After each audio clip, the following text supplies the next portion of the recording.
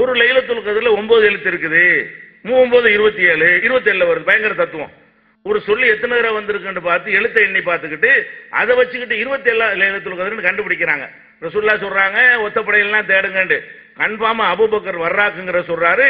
கர்ரர திக்ரஹா சலாச மர்ராத் 3 தடவை திருப்பி திருப்பி அல்லாஹ் இதை சொல்றான். உஹிய திஸ்ஸாத்து ஹர்ஃபின் அதுல 9 ஹர்ஃப் இருக்கிறது. எனவே போய் யகூனு சபாத்தம் வைஸ்ரீன் அது 27 ஆகத்தான் இருக்க முடியும். இதெல்லாம் இதான் விளக்கமா? இந்த மாதிரி நம்பரை எண்ணி பார்த்து கணக்கு பண்றது இது பேர் விளக்கமா? இந்த விளக்கத்தை அவர்கள் எங்கிருந்து பெற்றார்கள்? அப்ப நம்ம என்ன வழங்குறோம்? குர்ஆன் ஹதீஸ் தெளிவாகத்தான் இருக்கிறது. குர்ஆன் ஹதீஸுக்கு இமாம்களுடைய விளக்கம் எப்ப கொண்டாந்து அவங்க நுழைக்கிறாங்களோ அப்பதான் கேடு வந்து விடுகிறது. அப்ப அவர்கள் என்ன செய்ய வேண்டும்? தங்களுடைய பதில்ல தங்களுடைய உரையில் இதுக்கு பதில் சொல்ல வேண்டும். அல்லாஹ் சொல்வது என்ன, இதுல இமாம்கள் சொல்வது என்ன, இது எப்படி வந்து குர்ஆனை விளக்குகிறது, அபூ ஹனீஃபா சொல்வது எந்த அடிப்படையில் அது விளக்குகிறது, இப்னு அரபிங்கிறவன் சொல்றது எப்படி அந்த இன்னா அன்ஸல்னாஹு ஃபீ லைலத்துல் கத்ருங்கிற அந்த சூறாவை விளக்குகிறது, ரமலான்ல குர்ஆன் அருளப்பட்டதுங்கிறதுக்கு என்ன அர்த்தம், இதையெல்லாம் என்ன செய்யணும்? அவங்க விளக்கி பார்த்தீர்களா? இமாம்கள் எவ்வளவு அற்புதமாக விளக்கி விட்டார்கள். என்ன செய்யணும்? அவங்க நாங்கள் இந்த விளக்கத்தை ஏத்துக்கலையே, இந்த விளக்கம் இல்லாமலே தெளிவா விளங்குதுங்கிறம யாரு இந்த விளக்கத்தை தூக்கி பிடிக்கிறார்களோ அவர்கள் என்ன செய்யணும்? இது வந்து சரிதான், இந்த இமாம்களுடைய விளக்கம் வந்து முட்டுக்கட்டையே இல்ல. அவங்களுடைய தலைப்புல என்ன செய்யணும்? முட்டுக்கட்டைன்னு சொல்றோம்ல நாங்க, இது முட்டுக்கட்டை இல்ல, கரெக்டா தான் இருக்குது என்பதை அவர்கள் நிறுவ கடமைப்பட்டிருக்கிறார்கள். இமாம்களுடைய விளக்கம் வந்து முட்டுக்கட்டையா இருக்கிறது என்பதையும் நாங்கள் இதுல நிலைநாட்டி இருக்கிறோம். அதே மாதிரி குர்ஆன் விளங்காது என்று சொன்னால் அல்லாஹ்வுக்கு ரசூல் விளக்க தெரியலைங்கிற கருத்து வரும் என்பதையும் நம்ம நிறுவி இருக்கிறோம். இது வந்து நம்ம ஃபர்ஸ்ட் குர்ஆன் ஹதீஸ் அது விளங்கும் என்பதற்கும் நம்ம அடிப்படை ஆதாரத்தை வைத்து விட்டோம். முட்டுக்கட்டையா இருக்கிறது என்பதற்கும் என்ன செஞ்சிட்டோம்? ஒரு அடிப்படை ஆதாரத்தை வச்சுட்டோம். அடுத்ததாக இந்த முட்டுக்கட்டையா உள்ளதுக்கு இன்னும் சில நிறைய ஏராளமா நிறைய கெடுத்து குட்டிச்சோராக்கி இருக்கிறாங்க. அதுல வந்து ஒரு ஆளு இமாம் கஸ்ஸாலிமாங்க, இமாம்களே பெரிய இமாம் யாரு? கஸ்ஸாலி இமாம்பாங்க. அவர் துஆவுலாம் செஞ்சுக்கிடுவாங்க. நவ்வீரிலாக சமா கல்பல் கரீபி கமா நவ்வர்த்த கல்ப இமாம் இன்னாசி கஸ்ஸாலி, கஸ்ஸாலி இமாமுடைய உள்ளத்தை விரிவடைய செய்தது போல எங்கள் உள்ள, அதனால தான் இப்படி ஜாமாயி போய் கிடக்குறாங்க. அவர் மாதிரி குழப்பினால யாருமே கிடையாது. அவர் உலகத்துல அவர் மாதிரி ஒரு அறிவாளி இல்ல. சரி,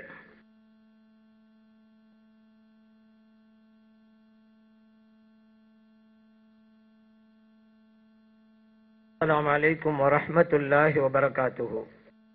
அல்ஹம்துலில்லாஹி ரப்பில் ஆலமீன் வஸ்ஸலாத்து வஸ்ஸலாமு அலா சய்யிதினா முஹம்மதின் வ அலா ஆலிஹி வ ஸஹ்பிஹி அஜ்மஈன். வமா தௌஃபீகி இல்லா பில்லாஹ் லா ஹவ்ல வலா குவத்த இல்லா பில்லாஹில் அலிய்யில் அஸீம். சுப்ஹானக லா இல்ம லனா இல்லா மா அல்லம்தனா இன்னக அன்தல் அலீமுல் ஹகீம். இந்த அவையில் குழுமி இருக்கிற கண்ணியத்திற்குரிய உலமா பெருமக்களே, அன்பார்ந்த பெரியோர்களே, இளைஞர்களே, 4வது தலைப்பின் விவாதம் துவங்கி இருக்கிறது.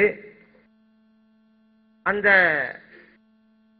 விவாதத்தினுடைய தலைப்பு இமாம்கள் உதவியின்றி குர்ஆன் ஹதீஸ் அனைத்தையும் விளங்க முடியுமா அப்படிங்கிறது. இதுல சுன்னத் ஜமாத் ஐக்கிய பேரனுடைய நிலைப்பாடு, இமாம்கள் உதவி இல்லாமல் குர்ஆனையோ ஹதீஸையோ விளங்க முடியாது. எனவே சில வசனங்களையும் சில ஹதீஸ்களையும் இமாம்கள் இல்லாமல் புரியவும் விளங்கவும் முடியாது அப்படிங்கிறது. தமிழ்நாடு தௌஹீத் ஜமாத்துடைய நிலைப்பாடு, குர்ஆன் ஹதீஸ் அனைத்தையும் விளங்கிக் கொள்வதற்கு இமாம்களின் உதவி தேவையில்லை. இமாம்களின் விளக்கங்களில் தான் குழப்பங்கள் நிறைந்து குர்ஆன் ஹதீஸை விளங்குவதற்கு முட்டுக்கட்டையாகவும் உள்ளன என்பது தமிழ்நாடு தௌஹீத் ஜமாத்தின் நிலைப்பாடு. இப்ப நம்முடைய நிலைப்பாடு தெளிவா சொல்லிட்டோம். குர்ஆன் ஹதீஸ் அனைத்தையும் புரிவதற்கு சிலது எப்படி வேண்டுமானால் இருக்கலாம், எல்லாத்துக்கும் இமாமுடைய உதவி தேவை அப்படிங்கிறது இல்லை. ஆனா இமாமுடைய உதவி இருந்தால்தான் புரிய முடியும் அப்படிங்கிற குர்ஆன் வசனங்களும் உண்டு, ஹதீஸ்களும் உண்டு அப்படின்னு நம்ம நிலைப்பாடு. அவங்க என்ன சொல்றாங்க? அப்படிலாம் தேவையில்லை, இமாமுடைய உதவி இல்லாம எல்லா குர்ஆனுடைய வசனங்களையும் புரிஞ்சிடலாம், ஹதீஸையும் புரிஞ்சிடலாம் அப்படிங்கிறது அவங்க நிலைப்பாடு. இப்போ நம்ம சில கேள்விகள் வைப்போம், குர்ஆன்ல இருந்தும் ஹதீஸ்ல இருந்தும் கேள்வி வைப்போம். நீங்க இமாமுடைய உதவி தேவையில்லைன்ட்டீங்க அப்படின்னு சொன்னா அந்த குர்ஆன் வசனத்துக்கு நீங்க விளக்கம் சொல்லுங்க, நீங்களாக சொல்லுங்க. அதே போல ஹதீஸ் விளங்குவதற்கு எல்லாவற்றையும் விளங்க இமாமுடைய உதவி தேவையில்லைன்ட்டீங்க. இப்ப நாங்க ஒரு கேள்வி வைக்கிறோம் ஹதீஸ்ல, இதுக்கு இமாமுடைய உதவி இல்லாம நீங்களே விளக்கம் சொல்லுங்க அப்படின்னு நம்ம கேள்வி வைப்போம். இதற்கு அவங்க பதில் சொல்லணும். பதில் சொல்லாம வேறு பிரச்சனையை சொல்லிக்கிட்டே போனாக்கா மக்கள் விளங்குவாங்க. என்ன கேட்கிற கேள்விக்கு பதில் சொல்லல, வேற என்னமோ சொல்லிட்டு இருக்காங்கன்னு தான் மக்கள் யோசிப்பாங்க.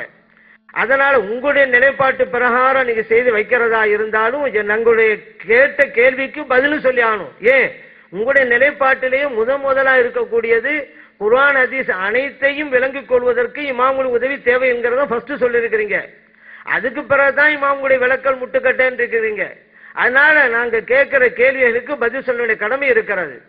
அதே போல சில கேள்விகளை கேட்கும் பொழுது அந்த கிதாபுல என்ன இருக்கு, இந்த கிதாபுல என்ன இருக்கு என்றெல்லாம் பார்க்க கூடாது. ஏன்னா உங்களுடைய நிலைப்பாடு என்ன, இவங்களுக்கு உதவி தேவையில்லைங்கிறது தான். நாங்க கேள்வி கேட்டா அந்த வசனத்தை மட்டுமே வச்சுக்கிட்டு நீங்க விளக்கம் கொடுக்கணும், அல்லது அதுக்கு ஏதாவது ஹதீஸ்ல விளக்கம் இருந்தா அதை வச்சு விளக்கம் கொடுக்கணும். வேற கிதாபுகள்ல என்ன விளக்கம் எழுதிருக்கு அப்ப நீங்க பார்க்க கூடாது. இது இந்த விஷயத்துல அல்லாஹ்வை கூட நம்ம சாட்சியாக்கி கொள்ளலாம். ஏன்னா வெளியில இமாம்களுக்கு தேவையில்லைன்ட்டு உள்ளுக்குள்ள பார்த்தா இமாம்கள் உதவி இருந்தாதான் சொல்ல முடியுங்கிற சூழ்நிலை உள்ளுக்கு இருந்து என்ன பார்த்துக்கிட்டா இருக்கிறாங்க. நம்ம வேண்டாம் அந்த கிதாப் இந்த என்ன சொல்லிங்க பார்த்து சொல்லுவோம் அப்படின்னு சொன்னா இது நமக்கு வேண்டுமானா தெரியாம இருக்கலாம், படைத்த இறைவன் பார்த்துக்கிட்டு தான் இருக்கிறான். அதனால இந்த விஷயத்துல நான் இறைவனை சாட்சியாக்கி கொள்கிறேன். அது விவாதம் செய்யக்கூடியவர்களும் சரி, அவருக்கு உதவியாக இருக்கக்கூடியவரும் சரி. ஏன்னா ஒப்பந்தத்தில் தெளிவா இருக்கிறாங்க, இமாம் தேவையில்லைண்டு. ஒரு சப்ஜெக்ட்ல உதவி தேர்ந்து வரும் பொழுது அந்த கிதாபுல இந்த பார்த்தா அந்த உதவியாளரும் யோசிக்க வேண்டும். நம்ம ஒப்பந்த பிள்ளை சொல்லியிருக்கிறோம், இமாமுடைய கிதாபையே பார்த்து நம்ம சொல்றதா இருந்தா அந்த ஒப்பந்தம் மாற்றமாச்சே, அல்லாஹ் பார்வையாளனா இருக்கிறானே அப்படிங்கறது உதவியாளரும் யோசித்துக் கொள்ள வேண்டும். அதனால இந்த விஷயத்துல விவாதிக்க கூடியவரையும் அவருக்கு உதவியா இருக்கக்கூடியவர்களையும் நான் அல்லாஹ் விஷயத்துல நம்ம சாட்சியாக்கி கொள்கிறேன். அதனால அவங்களா விளக்கம் தாயராம் சொல்லட்டும், அப்படி சொல்லிட்டு நாமும் ஒப்புக்கொள்வோம். சரி உங்களுக்கு தகுதி இருக்குது, குர்ஆனுக்கும் ஹதீஸுக்கும் அவங்களே விளக்கம் சொல்லிடுவாங்க, தகுதி நம்மளும் ஒப்புக்கொள்வோம். அப்படி இல்லைன்னா அவங்க ஒப்புக்கொள்ள வேண்டியதுதான். இல்லைங்க சில இதுக்கு பெரியவங்க சொல்லித்தான் ஆகணும், நாமே எல்லாமே அறிய முடியாது அப்படிங்கிறத அவங்களும் ஒப்புக்கொள்ளணும். அப்படிங்கிறதையும் நான் நினைவிட்டுக் கொள்கிறேன். அடுத்ததாக இவங்க சொன்னாங்க குர்ஆனுடைய வசனத்துக்கு விளக்கம் அளிப்பதற்கு தான் நபிகள் நாயகம் ஸல்லல்லாஹு அலைஹி வஸல்லம் அவர்கள் வருகை தந்தார்கள். அப்படிங்கும்போது மற்றவருடைய விளக்கம் எல்லாம் எதுக்கு? இது அல்லாஹ்வுக்கு விளக்கம் தெரியாதா, ஸல்லல்லாஹு அலைஹி வஸல்லம் அவர்களுக்கு விளக்கம் தெரியாதா, மற்றவங்க ஏன் தேவைங்கிறாங்க? மற்றவருடைய உதவியும் தேவை என்பதும் இறைவன் சொல்லதான் அந்த குர்ஆனில. ஏன்னா ஃபஸ்அலு அஹ்ல ஸிக்ரி இன் குன்தும் லா தஅலமூன், உங்களுக்கு தெரியலன்னு சொன்னா தெரிந்தவர்களும் கேட்டு தெரிந்து கொள்ளுங்கள். அப்ப குர்ஆன் ஹதீஸே போதுன்னு சொன்னா உங்களுக்கு தெரியவில்லை என்றால் குர்ஆனை படியுங்கள் தெரிந்து கொள்ளுங்கள், உங்களுக்கு தெரியவில்லை என்றால் ஹதீஸை படியுங்கள் தெரிந்து கொள்ளுங்கள் அப்படி சொல்லியிருக்கலாம். அப்படி சொல்லாம தெரியவில்லை என்றால் தெரிந்தவர்களிடம் கேட்டு தெரிந்து கொள்ள என்கின்ற போது இமாம்களுடைய விளக்கம் தேவை. இது அல்லாஹ்வை அவமானப்படுத்த ஆகாது, அல்லாஹ்வுடைய கட்டளையை நாம் நிறைவேற்றியதாகத்தான் ஆகும். நபிகள் ஸல்லல்லாஹு அலைஹி வஸல்லம் அவருடைய கட்டளையை நாம் புறக்கணித்து ஆகாது. அல்லாஹ்வுடைய கட்டளையும் ஸல்லல்லாஹு அலைஹி வஸல்லம் கட்டளையும் தான் நம்ம செய்யறோம்னு தான் ஆகும். இமாம்களுடைய விளக்கத்தை நாம் கேட்டால் குர்ஆனுக்கும் ஹதீஸுக்கும் அந்த முறையிலே தான் இப்பொழுது நடைமுறையில் கூட இருந்து கொண்டிருக்கிறது. இப்பொழுது குர்ஆன் ஹதீஸையும் பின்பற்றுகிறோம் என்று சொல்பவர்கள் எல்லாம் குர்ஆனையும் ஹதீஸையும் படித்து வழங்கல, தெரிந்தவர்கள் என்று யார் அவர்கள் கருதுகிறார்களோ, ஆனா அவர்களுக்கு தெரியாது என்பது நம்ம நிலைப்பாடு. அவங்க யார் தெரியுதா நினைச்சிட்டு இருக்காங்க, அவங்களுக்கு கேட்டு தெரிஞ்சுக்கிட்டு இருக்கிறாங்க. இதுதான் யதார்த்தத்தில் நடந்து கொண்டிருக்கிறது. அதனால இது இறைவனை அவமானப்படுத்துவது ஆகாது, இமாம்களுடைய உதவி வேண்டும் என்பதும் கூட அல்லாஹ் தஆலா சொல்லி தந்தாங்கிற புரிஞ்சு கொள்ளணும். அடுத்து அவங்க இன்னா அன்ஸல்நாஹு ஃபீ லைலத்துல் கத்ர் அந்த சப்ஜெக்ட் அவங்க எடுத்தாங்க, லைலத்துல் கத்ர் சம்பந்தமா எடுத்தாங்க. அந்த லைலத்துல் கத்ர் அப்படிங்கிறது குர்ஆன்ல அல்லாஹ் சொல்லி காட்டுறான். அதுல ஒரு கேள்வியை நான் வச்சுக்கிட்டு அப்புறம் மற்ற சப்ஜெக்ட் வர்றேன். அல்லாஹு தஆலா லைலத்துல் கத்ர் இரவிலே குர்ஆனை இறக்கணும் அப்படிங்கிறான்.